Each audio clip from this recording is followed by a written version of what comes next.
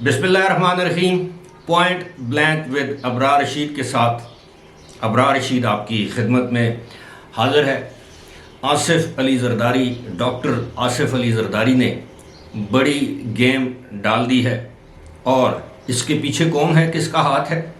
और हमारे पश्तून भाई एक मुहावरा इस्तेमाल करते हैं या एक सेंग है उनकी, यारानवी दगा पीरानवी दगा, और यानी यारों के साथ भी दगा, पीरों के साथ भी दगा। कुछ ऐसी ही सूरत हाल है। जनाब इमरान खान ने पीरनी साहिबा के साथ भी एक दगा कर दिया है। वो दगा डॉक्यूमेंट्री एविडेंस के तौर पर, दस्तावेजी सबूत के तौर पर सामने आ चुका है। वो आपके साथ शेयर करेंगे कि वो दगा है क्या। लेकिन उससे पहले हमेशा की तरह आपसे दरख्वास्त कि अगर अभी तक आपने चैनल को सब्सक्राइब नहीं किया तो इसे सब्सक्राइब कर लें। जो बेल आइकन है उसको ज़रूर प्रेस कीजिएगा। आपका शुक्रिया। हमारे एक दोस्त हैं, बड़े भाइयों की तरह हैं। आज उन्होंने फ़ोन किया और मेरे व्लॉग पर या व्लॉग पर या ब्लॉग पर, वीडियो पर एक तबसरा किया और कहा कि जनाब आपकी जो वीडियोज़ हैं ज़बरदस्त होती हैं, कंटेंट ज़बरदस्त होता है, लेकिन आप बात कन्वर्सेशनल यानी बातचीत के अंदाज में बात किया करें। ऐसे लगता है कि आप ख़बरें पढ़ रहे हैं। तो ये मैं कोशिश करूँगा कन्वर्सेशनल ही हो। वैसे तो कन्वर्सेशन ही होती है। बाज़ औक़ात इंसान जज्बाती हो जाता है। कोशिश ये होती है कि आपके साथ जो ख़बर है वो दुरुस्त शेयर की जाए। तज्ज़िया कोशिश करते हैं कि ईमानदारी के साथ आपके साथ पेश किया जाए। लेकिन ऐसा हो नहीं सकता कि मैं दिन को रात और रात को दिन कहूँ। मेरे सामने कोई सियासी रहनुमा कोई गलत काम कर रहा हो जिससे पाकिस्तान की मईशत या मुआशरत को नुकसान पहुँच रहा हो और मैं उसकी हिमायत करूँ, ये मेरे लिए मुमकिन ही नहीं है। इंसान हूँ, जज्बाती भी हो सकता हूँ। जिस तरह हमारे चीफ जस्टिस साहब जज्बाती हो गए थे भरी अदालत में, उनकी आंखों में आंसू आ गए थे। पता नहीं वो शर्मिंदगी के आंसू थे, कोई किसी और दुख के आंसू थे, ये मुझे मालूम नहीं। लेकिन एक जज को कमरे अदालत में जज्बाती नहीं होना चाहिए। इसी तरह मैं समझता हूँ कि एक ट्रू जर्नलिस्ट को अपने लिखाई में, अपने बयान में जज्बात पर काबू रखना चाहिए। लेकिन बात वही है कि इंसान है। जनाब कोशिश तो की जाएगी कि अब आपके साथ यानी ये जिस तरह मैंने अभी आगाज़ किया कि आसिफ अली ज़रदारी और क्या गेम खेल रहे हैं। कल का जो उनका इंटरव्यू है वो हर तरफ मौजूद बहस है। उस इंटरव्यू में 3-4 बातें हैं जो मैं समझता हूँ कि गौर तलब हैं। सबसे पहली बात तो उन्होंने की जो मेरे लिए इस वक्त मौजूदा हालात में इम्पोर्टेंस रखती है, वो क्या है? वो ये है कि जनाब मुझे तो कानून और आइन की समझ है, लेकिन हमारे जज साहिबान सियासत नहीं समझते। और वाकई सियासत आसिफ अली ज़रदारी का डोमेन है और मौजूदा हालात में सियासत में उन्हें कोई मात नहीं दे सकता। और उन्होंने साबित किया है एक मरतबा ने। अब देखें, वही शहबाज शरीफ जो जलसों में कहते थे ओ ज़रदारी मैं तुम्हें सड़क पर घसीटूंगा, लड़काने की सड़कों पर घसीटूंगा, मैं तुम्हारे आंते निकाल लूँगा, ये याद है ना आपको। आज वही शहबाज शरीफ आसिफ अली ज़रदारी के मुरीद बने बैठे हैं। आज वही शहबाज शरीफ जो बात आसिफ अली ज़रदारी कहे उससे दूसरी नहीं कर सकते। इसे कहते हैं सियासत। लेकिन इस तरह की सियासत से हमारी बदकिस्मती है कि पाकिस्तान के पॉपुलर तरीन पॉलिटिशियन वो सियासतदान नहीं है जिनका नाम इमरान खान है। उनके हामी भी इस बात को जानते हैं और वो कहते हैं जी उनका खासा ही है कि वो सियासतदान नहीं है। लेकिन पाकिस्तान में अगर आपने हुकूमत करनी है तो फिर आपको सियासतदान बनना पड़ेगा, फिर आपको सियासत करनी पड़ेगी। और सियासत में दरवाजे बंद नहीं किए जाते, वरना आप खुद बंदगली में दाखिल हो जाते हैं, वरना आप खुद कैद तन्हाई में, सियासत की कैद तन्हाई में चले जाते हैं। असगर खान मेरे बड़े बुज़ुर्ग मोहसिन, मेरी बहुत सी उनसे मुलाकातें रही हैं, उनका भी यही हाल था। وہ بھی کسی کے ساتھ چل نہیں پائے اور بالآخر اپنی پوری جماعت کو جتنی بھی تھوڑی بہت رہتی تھی اس کو پی ٹی آئی میں ضم کر دیا۔ آج بھی اصغر خان کے صاحبزادے علی اصغر وہ پی ٹی آئی میں تو ہیں، اور جب کوئی ضمنی الیکشن آتا ہے ان کو آگے کر دیتے ہیں ہروانے کے لیے، اور پی ٹی آئی کے تمام جو ہمارے جو صوبے کے رہنما ہیں وہ علی اصغر کے خلاف ہیں، کیونکہ علی اصغر ایک اصولی بات کرنے والا شخص ہے۔ اسی طرح اصغر خان بھی اپنے اصولوں پر انہوں نے کبھی سمجھوتا نہیں کیا، اور پاکستانی پالیٹکس میں آپ کو پتہ ہے کہ کچھ لو اور کچھ دو یہ سارا معاملہ چلتا ہے۔ تو اس لیے میں وہ جو یارانوی دغا تو پیرانوی دغا وہ والی بات آپ کے ساتھ کروں گا، بڑی دلچسپ بات ہے اور ثبوت کے ساتھ، جس طرح پہلے میں نے آپ کو بتایا ہے۔ اب آصف علی زرداری نے جو دوسری بات کی ہے کہ عمران خان کے خلاف تحریک عدم اعتماد لانے کا مقصد صرف عمران خان کی حکومت کو گرانا نہیں تھا، وہ پلان تھا 2035 تک عمران خان کو اقتدار میں رکھ۔ تو کون جیتا ہے تیری زلف کے سر ہونے تک؟ کس نے جینا اتنی لمبی زندگی؟ باہر پلان تھا کہ جناب ملک میں صدارتی نظام نافذ کیا جائے، فیض حمید کو تاحیات آرمی چیف بنا دیا جائے، موجودہ چیف جسٹس کو تاحیات چیف جسٹس بنا دیا جائے، پھر وہی جو پنجابی میں کہتے ہیں گلیاں ہو جان سونجیاں وچ مرزا یار پھرے۔ تو سیاست جو ہے وہ امکانات کا کھیل ہے، جس سے فی الحال عمران خان نابلد ہے۔ اور عمران خان نے گزشتہ روز جس طرح کی باتیں کی ہیں، ایک مرتبہ پھر انہوں نے خود کہہ دیا ہے کہ جناب میں یہ نہیں کہتا کہ آپ میرا ساتھ دیں، اب آپ نیوٹرلز ہو جائیں۔ سنیں ذرا۔ میں قطعی طور پہ یہ نہیں کہہ رہا کہ اسٹیبلشمنٹ ہماری مدد کرے، میں یہ چاہ رہا ہوں کہ اسٹیبلشمنٹ نیوٹرل ہو۔ میں اس لیے چاہ رہا ہوں اسٹیبلشمنٹ نیوٹرل ہو کہ اسٹیبلشمنٹ کا وقار اوپر جائے۔ اللہ نے آپ کو اجازت نہیں دی نیوٹرل رہنے کی، نیوٹرل رہنے کی اجازت نہیں دی۔ نیوٹرل صرف جانور ہوتا ہے، انسان نیوٹرل نہیں ہوتا۔ یہ ایک چھوٹا سا کلپ میں نے آپ کو اس لیے آپ کی یاد دہانی کے لیے کہ چند ماہ پہلے کیا کہتے تھے کہ نیوٹرل جانور ہوتا ہے، آپ کہتے ہیں کہ نہیں جناب حضور اب آپ نیوٹرل ہو جائیں۔ لیکن اب نیوٹرلز تو واقعی نیوٹرلز ہیں، وہ یہ چاہتے یہ ہیں کہ ان کا ساتھ دیا جائے، ایسا ہوگا نہیں۔ آصف علی زرداری کو ٹاسک دیا گیا ہے کہ جناب ایک مرتبہ پی ٹی آئی کو مذاکرات کی دعوت دیں اور ان کو قائل کریں کہ جناب اکتوبر 8 کے الیکشن مان جائیں، ورنہ ایسا نہ ہو کہ اکتوبر میں بھی الیکشن نہ ہو۔ لیکن عمران خان کی خواہش یہ ہے کہ الیکشن اگست میں ہو جائیں، پورے پاکستان میں الیکشن اگست میں ہو جائیں۔ اس کی وجہ کیا ہے؟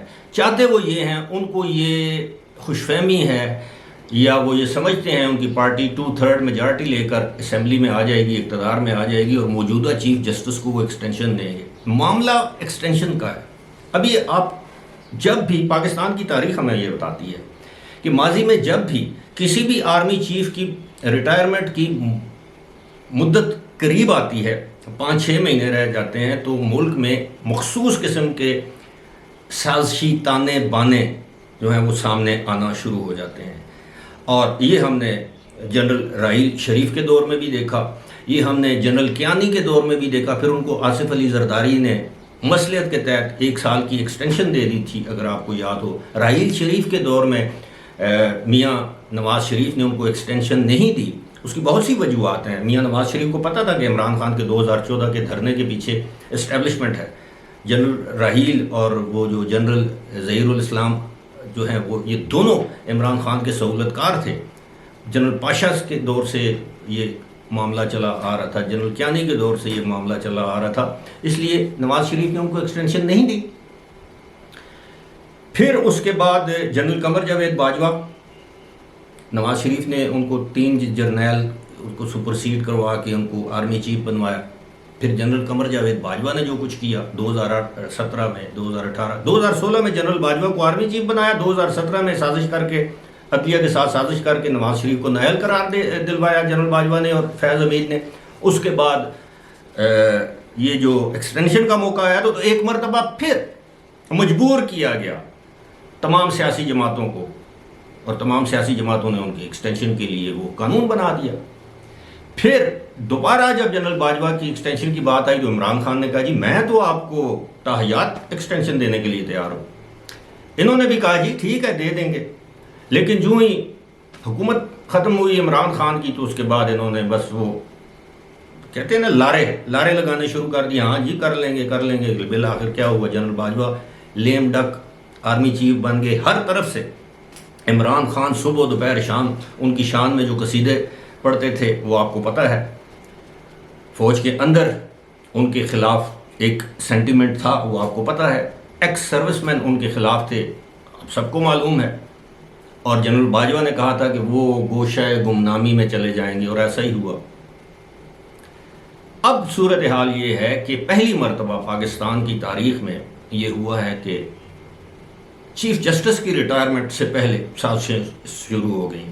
کیوں کہ بلاول بھٹو اسمبلی کے فلور پر کہہ چکے ہیں کہ یہ ایکسٹینشن کے خواہش مند ہیں. یہ چاہتے ہیں کہ عمر کی حد جو ہے وہ 68 سال کر دی جائے, 65 سے 68 سال کر دی جائے, 68 ایئر, تاکہ یہ مزید 3 سال انجوائے کریں چیف جسٹس کے عہدے اور کرسی کو.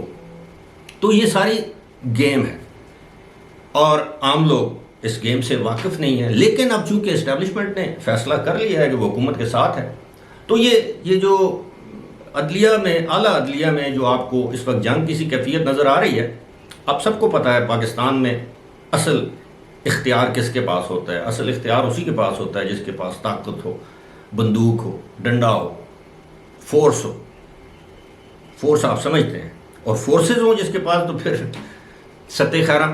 تو یہ سارا معاملہ ہے زرداری کی. یہ جو گیم ہے, اس گیم میں جو ان ہوئے ہیں, یہ گیم زرداری کو سوٹ کرتی ہے اور عین ممکن ہے کہ اندرون خانہ یہ بات چیت چل رہی ہو.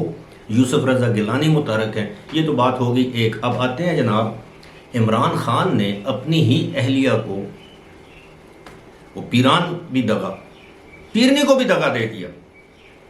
اب آپ سوچ رہے ہوں گے کیسے. یہ ایک ڈاکومنٹ ہے, آپ کو آپ کی سکرین پر نظر آ رہا ہوگا.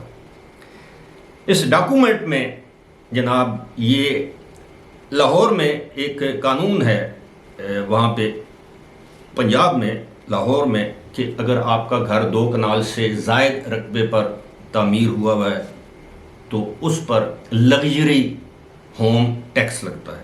یعنی وہ عام گھروں میں شمار نہیں ہوتا کہ وہ بڑا گھر ہوتا ہے تو وہ لگژری کے طور پر, جس طرح لگژری گاڑیوں پر آپ کو پتہ ہے کہ ٹیکس زیادہ ہوتا ہے. کسی کے پاس میران گاڑی ہے اس پر 800 سی سی گاڑی ہے اس پر کم ٹیکس ہوگا, جس کے پاس 1300 سی سی گاڑی ہے اس پر زیادہ ٹیکس ہوگا, جس کے پاس 1800 سی سی گاڑی ہے اس پر زیادہ ٹیکس ہوگا, جس کے پاس 3000 4000 سی سی لینڈ کروزر ہے, 6000 سی سی ٹربو لینڈ کروزر ہے, اس کے اوپر اور زیادہ ٹیکس ہوگا. اس طرح یہ لگژری ٹیکس کے ضمن میں ایک نوٹس جاری کیا گیا ایکسائز اینڈ ٹیکسیشن ڈپارٹمنٹ کی جانب سے.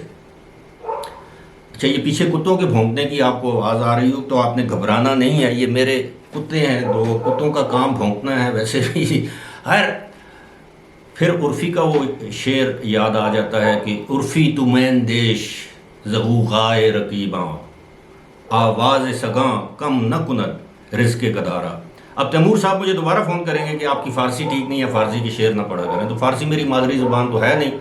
خیر, وہ جو معاملہ ہے, یہ ٹیکس کا نوٹس آیا تو اس کے اوپر لکھا ہوا ہے مسمات شوکت خانم,